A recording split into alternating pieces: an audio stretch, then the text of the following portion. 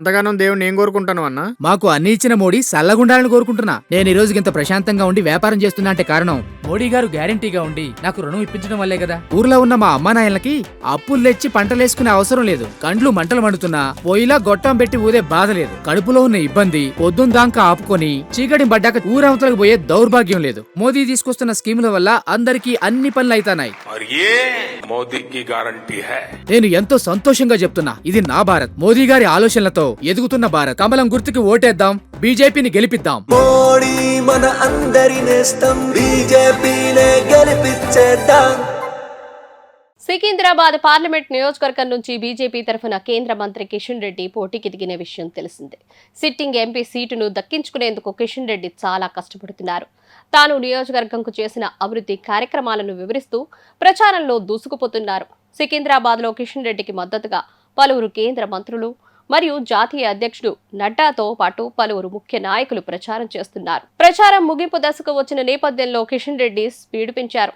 ప్రత్యర్థులపై తీవ్ర స్థాయిలో మాటల యుద్ధంకు దిగుతున్న కిషన్ రెడ్డి ముఖ్యమంత్రి రేవంత్ రెడ్డి తీరుపై ఆగ్రహం వ్యక్తం చేశాడు. కిషన్ రెడ్డి ప్రచారంలో భాగంగా మాట్లాడుతూ పార్లమెంటు ఎన్నికల్లో మెజారిటీ సీట్లు గెలిచేది బీజేపీనే అన్నారు. బీజేపీకి ప్రజా మద్దతు రోజు రోజుకి పెరుగుతోందన్నారు. ఓటమి భయంతో రేవంత్ కేసీఆర్ తొండాట ఆడుతున్నారని ఆగ్రహం వ్యక్తం చేశారు. బీజేపీపై కాంగ్రెస్ బీఆర్ఎస్ కుట్రలు చేస్తున్నాయన్నారు. అసెంబ్లీ ఎన్నికల్లో ప్రజలను మభ్యపెట్టి కాంగ్రెస్ అధికారంలోకి వచ్చింది. రేవంత్ మాటలను ఇప్పుడు తెలంగాణ ప్రజలు నమ్మడం లేదు. దేశానికి సంబంధించిన ఈ ఎన్నికల్లో రేవంత్ రెడ్డి మాటలను ప్రజలు పట్టించుకోరన్నారు.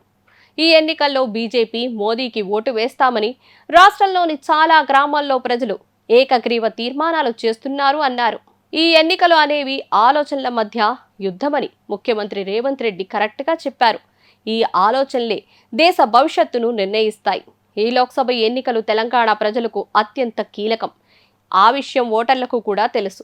కాంగ్రెస్కు ఓటు వేస్తే జరిగే పరిస్థితి ఏంటి అనేది ఇప్పటికీ అనుభవంలోకి వచ్చిన తెలంగాణ ప్రజలు రాబోయే పార్లమెంటు ఎన్నికల విషయంలో ఎలాంటి తప్పు జరగకుండా చూసుకుంటారనే నమ్మకంను కిషన్ రెడ్డి వ్యక్తం చేశారు. కాంగ్రెస్కు ఓటు వేస్తే రాజ్యాంగేతర మతపరమైన రిజర్వేషన్లు అమలు చేస్తారు. ఇప్పటికే పలు రాష్ట్రాల్లో మతపరమైన రిజర్వేషన్లను కాంగ్రెస్ అమలు చేస్తోంది.